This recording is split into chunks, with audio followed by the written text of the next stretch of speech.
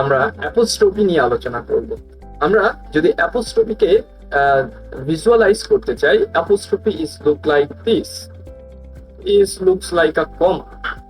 কিন্তু আমরা জানি কমাটা একটা শব্দের নিচের দিকে অবস্থান করে, কিন্তু এই অ্যাপোস্ট্রফিটা একটা শব্দের উপরের দিকে অবস্থান করে। যেমন আমি বলতে পারি ফাহিমস, তো এই কমাটা হচ্ছে আমার উপরে অবস্থান করবে। ওকে, তো অ্যাপোস্ট্রফি কি করে সেই জিনিসটা আমাদের একটু জানা দরকার। সো আমরা যদি অ্যাপোস্ট্রফি সম্পর্কে একটু জানতে চাই, অ্যাপোস্ট্রফি আমাদের সাধারণত দুইটা প্রধান জিনিস কাজ করে।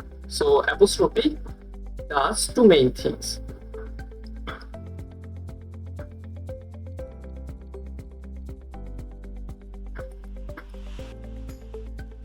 তো প্রথমটা যেটা হচ্ছে সেটা হচ্ছে কন্ট্রাকশন করে।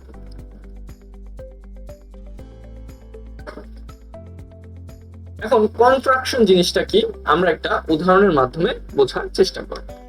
যেমন আমি প্রথম বাক্যে লিখলাম আই ডিড নট ইট, এটাকে আমি ছোট করে বলতে পারি বা কিছু এখান থেকে কিছু লেটার স্কিপ করে আমি বলতে পারি আই ডিডন্ট ইট কুকি। এই যে আমাদের শব্দের মধ্যে আমরা যে লেটার স্কিপ করতেছি সেটাকে বলা হচ্ছে কন্ট্রাকশন।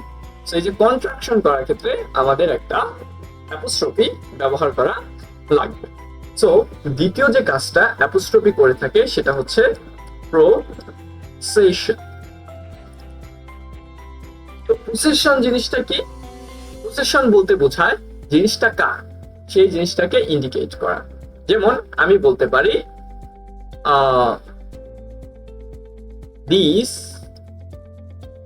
is Fahim's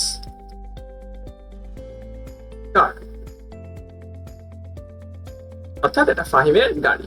এটাকে আমরা ভাঙিয়ে বললে জিনিসটা এরকম লাগবে যে this car belongs to Fahim, অর্থাৎ কোনটা কার সেই জিনিসটা আমরা ইন্ডিকেট করার ক্ষেত্রেও আমরা কমার ব্যবহার, ওই অ্যাপোস্ট্রফির ব্যবহার করতে পারি। সো আমরা দেখতে পাইলাম যে অ্যাপোস্ট্রফি সাধারণত বা প্রধানত দুইটি কারণে ব্যবহার করা হয়। একটা হচ্ছে কনস্ট্রাকশন, যেটা হচ্ছে আমাদেরকে লেটার স্কিপ করতে সাহায্য করে, এবং প্রসেশন, যেটা আমাকে বলে দেয় জিনিসটা